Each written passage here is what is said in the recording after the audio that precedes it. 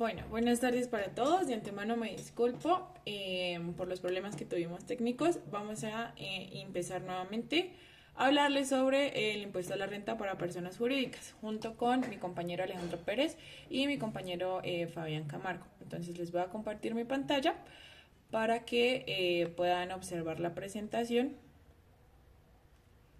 y podamos iniciar con esta capacitación.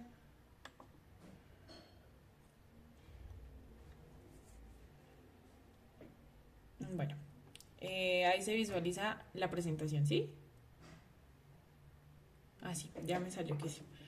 Bueno, como les comentaba, les vamos a hablar sobre el impuesto a la renta para personas jurídicas. Este es un trabajo que hacemos para proyección social en la asignatura de legislación tributaria.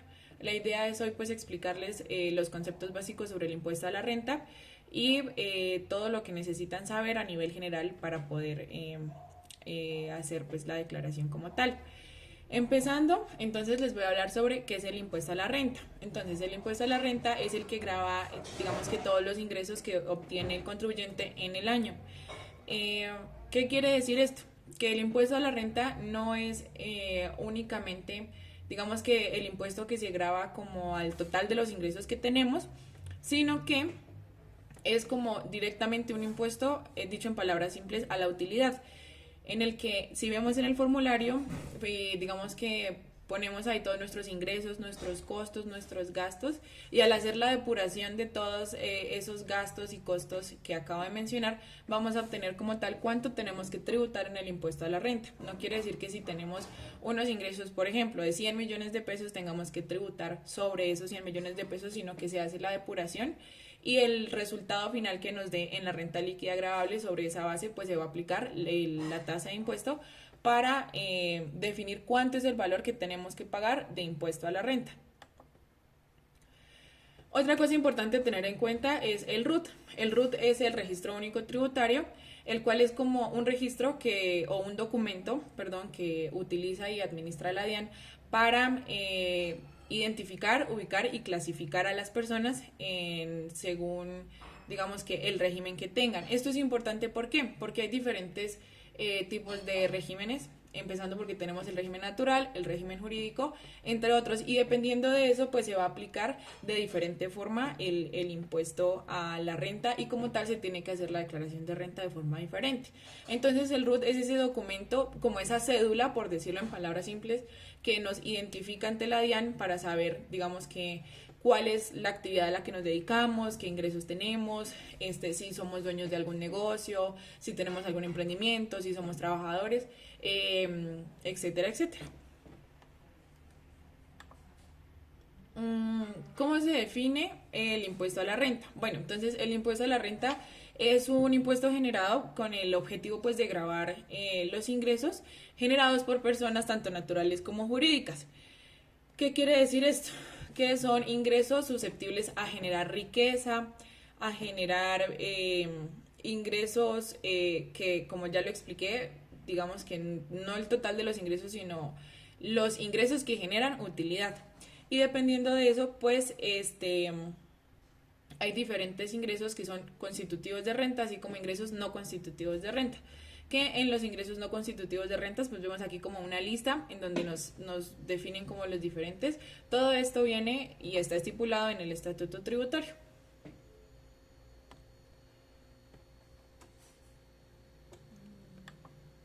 Bueno, perdón.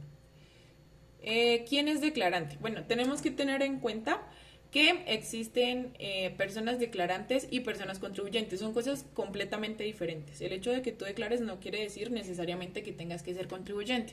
¿Qué quiere decir esto? Que hay momentos en los que la DIAN nos cita a declarar, pero cuando hacemos la depuración en el formulario, nos damos cuenta que finalmente no tenemos que pagar nada. Simplemente hacemos la declaración de renta sin ser contribuyentes. ¿Quiénes están llamados a ser declarantes? Las personas jurídicas siempre van a tener que declarar renta. Como ya lo mencioné, no necesariamente tienen que pagar. El hecho de que tú como tal tengas que comenzar a tributar, es decir, comenzar a ser contribuyente, lo hace el hecho de que superes los topes que se mencionan acá, como lo es tener un patrimonio bruto al finalizar el año gravable igual o superior a 190.854.000 pesos. Asimismo, haber obtenido ingresos totales durante el ejercicio gravable del año superiores a 59 millones 377.000 pesos, o realizar consumos con tarjeta de crédito por un valor igual o superior al ya mencionado, efectuar compras y consumos por un monto igual o superior al ya mencionado también, y acumular consignaciones bancarias o depósitos o inversiones financieras por un valor igual o superior al que acabo de mencionar. Entonces, cuando se cumplen estos topes, es que ya la persona, bien sea natural o jurídica, tiene que empezar a contribuir. De lo contrario, se puede declarar y no necesariamente hay que pagar el impuesto a la renta. Todo eso depende de qué, de la depuración que se haga en el momento en el formulario. Bueno, ¿quién es contribuyente? El contribuyente son todas las personas jurídicas y naturales que generan ingresos susceptibles de generar riqueza o incremento de patrimonio. En esto tenemos los mismos topes del declarante, que cuando los sobrepasan ya son contribuyentes. A esto toca añadirle que los contribuyentes tienen que ser residentes fiscales del país en un periodo gravable entre el 1 de enero y el 31 de diciembre del año en cuestión. En esto toca tener en cuenta que los residentes fiscales son todas aquellas personas naturales que permanezcan en el país más de 183 días de los 365 continuos o discontinuos. Como ya lo mencionó mi compañera, estos son los topes que se ven en pantalla para ser contribuyente, con la excepción de que para las personas jurídicas se implementa una tarifa del 35% sobre el valor del patrimonio. ¿Cómo se dividen los ingresos en la declaración de renta?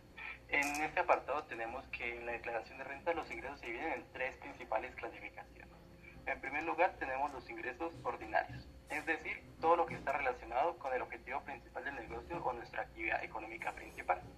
En segundo lugar tenemos los ingresos extraordinarios, que son aquellos que no están relacionados con nuestra actividad principal, es decir, son aquellos que se obtienen de una manera esporádica, como por ejemplo la venta de activos mantenidos por 2 años, dividendos percibidos en inversiones y entre otros. Y ya finalmente tenemos el tercer apartado, que serían los ingresos efectuados, que según el estatuto tributario, estos se encuentran en el artículo 36 y 57, y los más comunes pueden ser ingresos por indemnización por seguro de daño, la utilidad en la venta de casa o apartamento de habitación, participaciones y dividendos, aportes obligatorios al Sistema General de Pensiones y Sistema General de la Salud. Las ganancias ocasionales es otra parte que toca tener muy en cuenta, ya que son todos los ingresos que se generan en actividades esporádicas o extraordinarias. Son estos ingresos que se obtienen de manera, como dice su nombre, ocasional, que no tienen absolutamente nada que ver con nuestra actividad económica principal, ya sea una lotería, una herencia, cualquier cosa que nos genere un gran ingreso de manera repentina, toca llegar a declararlo.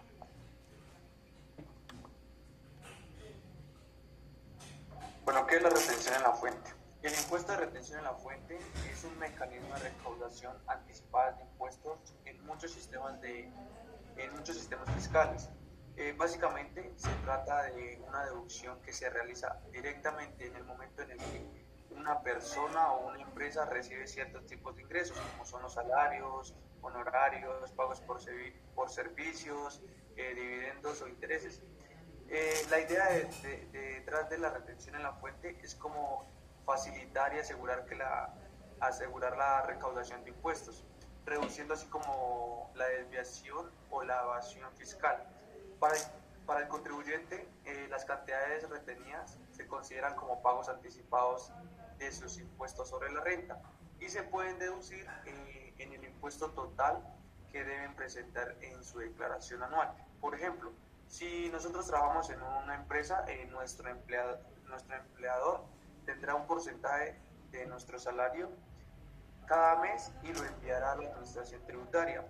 Al final del año fiscal, cuando nosotros presentemos nuestra declaración de impuestos, el monto total que se nos haya sido retenido será descontado de nuestras obligaciones fiscales. Además, la declaración de renta pues es un documento que las personas y las empresas deben deben presentar ante la autoridad tributaria con el fin de informar sobre los ingresos, los gastos y las deducciones y para así tener un mayor control de todas nuestras actividades económicas.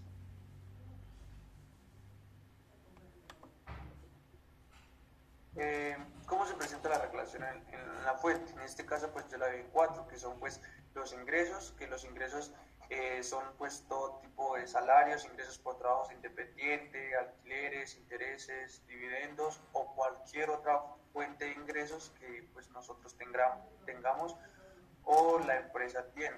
Las deducciones, que son pues los gastos permitidos por la ley que se pueden restar de los ingresos brutos para reducir la base gravable, como los gastos médicos, los intereses hipotecarios, las donaciones a organizaciones benéficas, entre otras deducciones. Los créditos fiscales, que son las reducciones de impuestos que se aplican directamente en el monto de impuesto a pagar, que pueden incluir créditos por educación, créditos por energía renovable, entre otros. Y los pagos anticipados y retenciones, que son cantidades que se han sido pagadas o retenidas durante el año, como los impuestos retenidos al salario.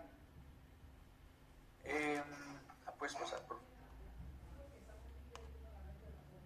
En el formulario 110 es utilizado en Colombia por la Dirección de Impuestos y Aduanas Nacionales, en este caso la DIAN, para la declaración de renta de no residentes fiscales. El formulario es necesario para aquellos que tienen ingresos, bienes o actividades económicas en Colombia, pero que no son residentes del país.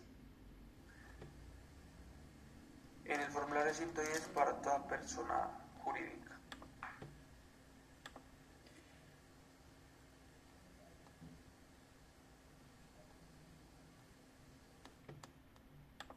En este formulario también pues aquí dan pues nuestros datos personales, que es la información básica sobre el declarante, con nombre, dirección, número de identificación, los ingresos, que es el detalle de todos los ingresos que obtenidos en Colombia durante el año fiscal, incluyendo los salarios y lo que mencionaba hace ratos, salarios, honorarios, intereses, dividendos, etc.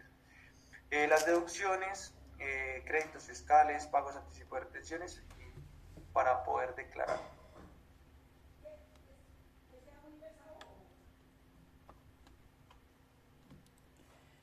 Bueno, entonces en pantalla vemos básicamente como tal como es el formulario. Si vemos el formulario consta de una sola página, que como ya lo explicaba mi compañero Alejandro, por lo que podemos ver pues está como la parte de la identificación como tal, viene la sección de ingresos, costos, la parte como tal de la renta, la liquidación de la renta, etcétera.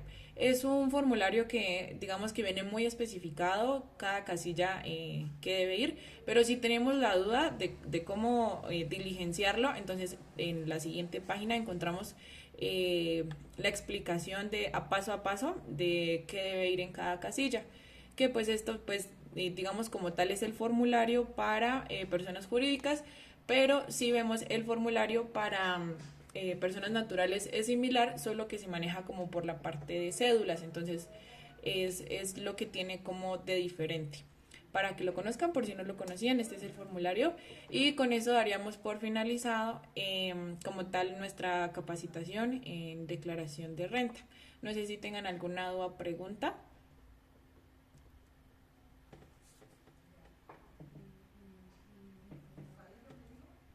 Igual ahorita se habían ya solucionado unas dudas, sino que por motivos ya como tal de la grabación, pues no, no quedó. Pero hablábamos también de la parte de si dentro de las ganancias ocasionales entraba la parte de la venta de un carro, de una casa, etcétera. Y explicábamos que evidentemente siempre y cuando no tenga el ingreso que ver directamente con la labor de trabajo, sí sería una ganancia ocasional, pero no sé si hay alguna otra duda, pregunta.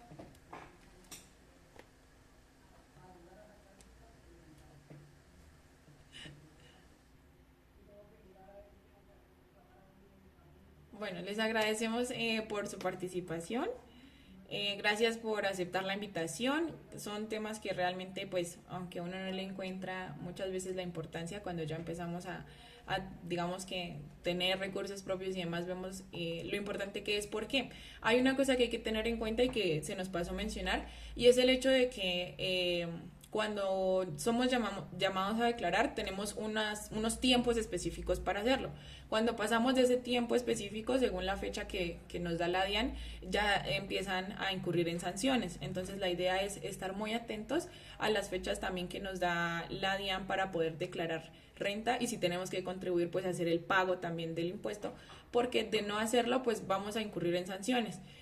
Que esas sanciones son... digamos que se van acumulando, por así decirlo. Entonces, si a mí se me olvidó declarar 2 años seguidos, ya el tercer año que vaya a declarar ya tendría sanciones por 2 años que no pagué. Entonces, pues la idea es no incurrir en esas sanciones para que lo tengamos en cuenta. Y ya, eso sería todo. Muchas gracias por su participación, gracias también a mis compañeros, y esperamos que pues esta charla les haya servido, y muchas gracias por participar.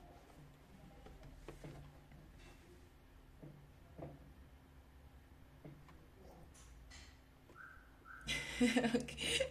Que estén muy bien, que tengan una buena tarde.